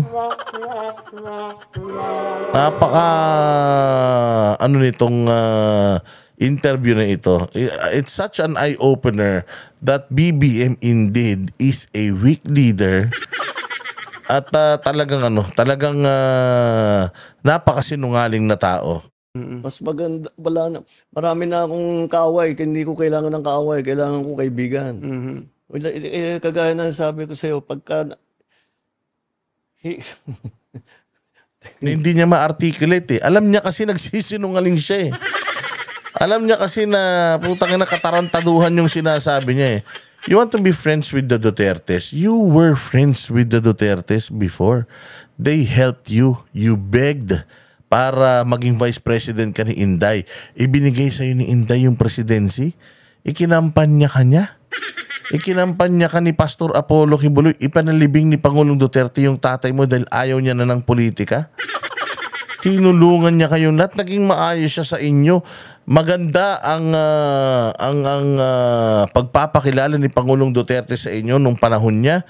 Sinasabi niya na idol niya yung tatay mo. Na ganito, na ganyan. Maganda nung panahon na yun. Tinanggap ng taong bayan yun. Tapos pag-upo mo, ang unang-unang yung tinrabaho, anak niya. Si Pastor Apollo Kibuloy, yung mga properties ni Pastor, tapos itong mga Duterte, pinadala niyo pa si Pangulong Duterte sa dahig. Anong klaseng tao ka? Tapos sasabihin ni Katunying, mabait ka? Tanginan to si Katunying, tanga talaga eh. Mabait to. Hindi ba nagrally nga ang Iglesia ni Cristo nyo dahil hindi siya pabor? Hindi sila pabor sa impeachment. Tapos yung anak pa mismo nito ang nag-push ng impeachment, yung 4th articles of impeachment. Yung 4th impeachment complaint pala yun.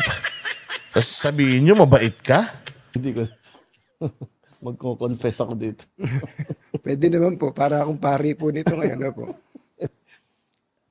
Ewan ko, kahit hanggat maaari, ako, ang habol ko, yung stability, peaceful, para magawa namin yung trabaho namin. Kaya ako, laging akong bukas sa ganyan. I'm always open to any approach na alika magtulungan tayo. Diba? Kahit na hindi tayo magkasundo sa polisiya, hindi tayo magkasundo. Gawin nyo yung trabaho pero wag na tayong nanggugulo. Wag na natin, tanggalin natin yung gulo.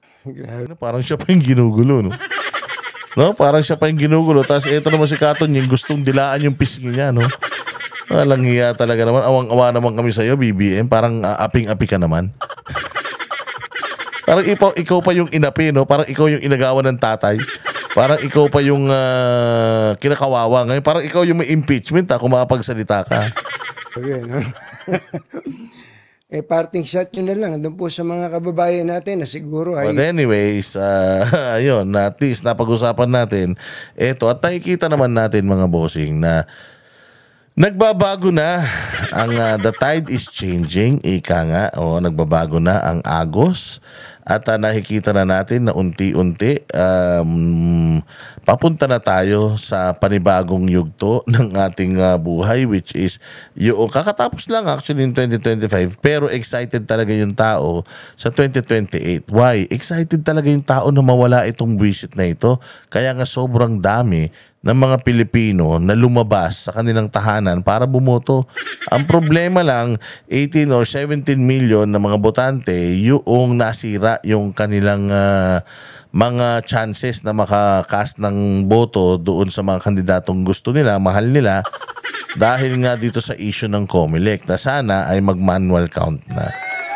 Ito si Bongbong, makikita pa rin natin na as always, sabi nga ni Winnie Monsod, just look at what he's doing. Do not listen to what he's saying. Because this person is, kumbaga, this person is really known na iba yung ginagawa doon sa sinasabi. Oo, parang pathological na sinungaling ito.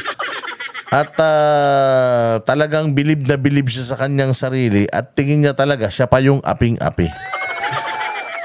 O bay, sana nagustuhan nyo itong content na ito. At least naipakita natin. Ako talaga, hindi ako maniniwala sa isang taong sinungaling.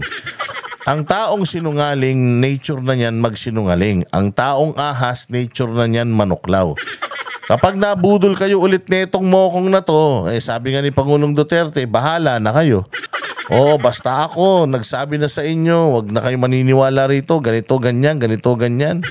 Pag naniwala pa rin kayo, bahala na kayo. Hindi mabait itong taong to. Hindi nga niya kayang tanggapin lahat ng hindi niya ma-express yung kanyang mga pinagagawang kasalanan sa bayang Pilipinas Ayan Maraming salamat mga bossing, mabuhay kayo. Kita-kita tayo ulit sa susunod na vlog. God bless us all and God bless the Philippines. Magandang gabi.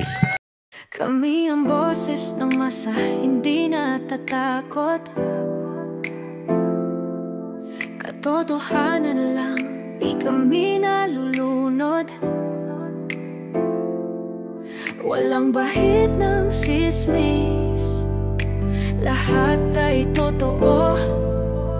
Kahit sino ka pa, pag mali ka babanatan ka.